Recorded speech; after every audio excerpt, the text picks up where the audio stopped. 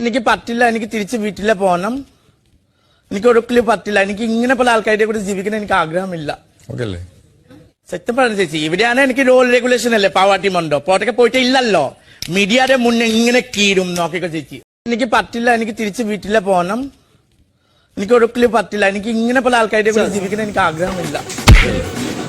എനിക്ക് പറ്റില്ല, എനിക്ക് തിരിച്ച് വീട്ടിലെ പോകണം.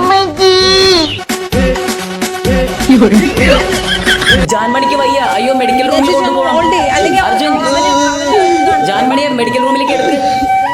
ബിഗ് ബോസ് മെഡിക്കൽ റൂം തുറക്കുവോ? ബിഗ് ബോസ് മെഡിക്കൽ റൂം ഒന്ന് തുറക്കുവോ?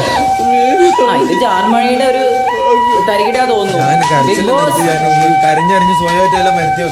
ഒരു കപ്പിൽ പാല് മറ്റൊന്നിൽ ചേർക്കൂ, മധുരമൽപ്പം ചേർക്കൂ, പിന്നെ മിക്സ് തുടങ്ങൂ. നേടൂ മികച്ച കോഫി ടേസ്റ്റ് ചെയ്യൂ.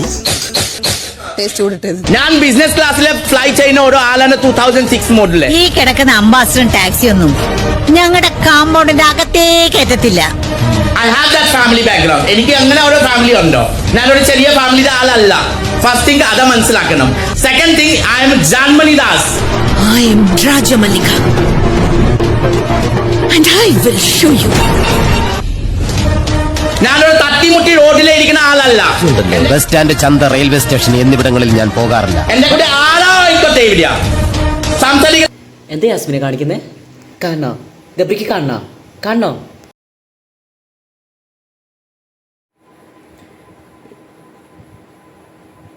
എന്റെ ജാസ്മിനെ ഒന്ന് പോയി കുടിച്ചോളൂ. നിനക്ക് അടിസ്ഥാനത്തിൽ ഒരാളെ വേർതിരിച്ച് കാണാനോ അല്ലെങ്കിൽ ബിസിനസ് ക്ലാസ്സിനോട് സംസാരിക്കുള്ളൂ, എക്കോണമി ക്ലാസ് ഉണ്ട്, അങ്ങനെയൊന്നും എനിക്ക് തോന്നുന്നില്ല. രണ്ടാമത്തെ കാരണം, എന്തെങ്കിലും ഒരു കാര്യം പറഞ്ഞു കഴിഞ്ഞാൽ ഉടനെ ശാപവാക്കുകൾ ചൊരിയുക. ഇത് പല പ്രാവശ്യം ശ്രദ്ധിച്ചിട്ടുണ്ട്. അത് എന്നെ മാനസികമായിട്ട് വളരെ ബുദ്ധിമുട്ടിക്കുന്ന രീതിയിലേക്ക് എത്തി.